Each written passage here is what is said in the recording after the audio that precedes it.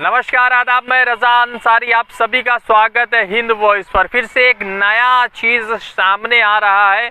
Drug case में Aryan Khan drug cruise ship वाला जो मामला है उसमें एक नया मोड़ सामने आ गया। अब फिर से जो है देवेंद्र फडणवीस वर्सेस नवाब मलिक चल रहा है और नवाब मलिक ने देवेंद्र फडणवीस की बोलती बंद कर दी है, भाजपा के लोगों की बोलती बंद कर दी, क्योंकि देवेंद्र फडणवीस ने जो है सलीम पटेल, जो कहा जाता है कि दाऊद इब्राहिम और दाऊद इब्राहिम की बहन हसीना पारकर के सहयोगी बॉडीगार्ड थे, उससे जो है नवाब मलिक ने ज़मीन खरीदी है और उसी को लेकर नया विवाद सामने आया है। और कहा जा रहा है कि नवाब मलिक जो है उस व्यक्ति से ज़मीन खरीदा है जो 1993 मुंबई बॉम्ब ब्लास्ट या स्टॉक एक्सचेंज ब्लास्ट का मुजरिम था, उससे ज़मीन खरीदी गई है। तो इसीलिए जो है उसके ऊपर केस होना चाहिए और वो व्यक्ति जो है अपराधियों की मदद कर रहा है। आज जो है सुबह प्रेस कॉन्फ्रेंस होती है और जिसमें देवेंद्र फडणवीस ये सारी बातें जो है कहते हैं नवाब मलिक के खिलाफ।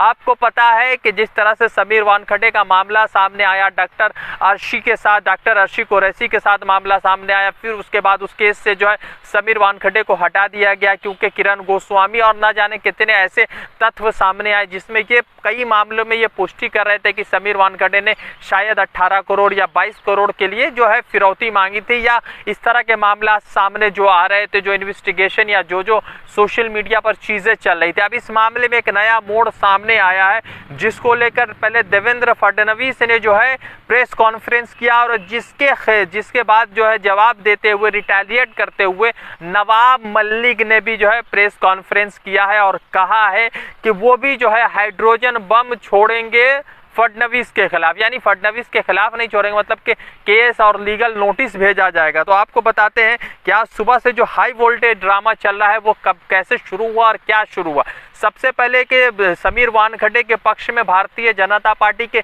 कई सारे लीडर आ रहे थे और अब जिस तरह से जो है देवेंद्र फडणवीस सामने अब तो लग रहा है कि अब तो ये सिद्ध हो गया कि भारतीय जनता पार्टी का एक बड़ा ग्रुप जो है समीर वानखेड़े के साथ खड़ा था और शाहरुख खान के खिलाफ साजिश पे साजिश चल रही है। अब आपको बताते हैं कि एक नया अपडेट सामने आया है और आपको उस अपडेट से पहले रूबरू कराते। सलीम पटेल, कहा जाता है कि ये व्यक्ति दाऊद इब्राहिम और हसीना पारकर के साथ रहता था, बॉडीगार्ड था, और ये कह कौन रहा है? देवेंद्र फडणवीस। उसके बाद जो है देवेंद्र फडणवीस के तरफ से जो इल्ज़ाम लगाया गया है, जो ज़मीन का मामला लगाया गया, जिस पर जो है नवाब मलिक ने कहा है कि देवेंद्र फडणवीस जो है पूरे मेरे इमेज को ख़राब करने की कोशिश कर रहे हैं और मुझे जो है अंडरवर्ल्ड के साथ जोड़ने की कोशिश कर रहे हैं। फिर उसके बाद नवाब मलिक ने कहा है कि वो जो है they did same by saying that drug case was recover from my place will same him legal notice. साथ ही साथ उसने ये भी कहा है, देवेंद्र फडणवीस के ऊपर इल्ज़ाम लगाया कि वो कह रहे हैं कि नवाब मलिक के घर से जो है ड्रग्स पकड़ा गया है, ड्रग्स जो है उसके घर से बरामद हुआ, तो इसलिए मैं लीगल नोटिस जो है देवेंद्र फडणवीस के खिलाफ बोलूंगा। उसके बाद जो है नवाब मलिक ने फिर कहा है कि I will expose underworld link of Devendra Fadnavis Maharashtra minister Nawab Malik. फिर उसके बाद फिर नवाब मलिक ने कहा है कि drop hydrogen bomb tomorrow morning, यानी कल सुबह हम उनके घर पर हाइड्रोजन बम छोड़ेंगे। नवाब मलिक जो है एलिगेशन लगा, जिस एलिगेशन को फडणवीस ने जो है नवाब मलिक पर लगाया थी। उसके बाद फिर नवाब मलिक ने चुटकी लेते हुए कहा है कि फडणवीस के पास सबूत नहीं था, फडणवीस मुझसे पूछ लेते तो मैं उनको जो है सफिशिएंट जो है दस्तावेज दे देता, मेरे कागजात के, मेरे घर के, मेरे मामलात के।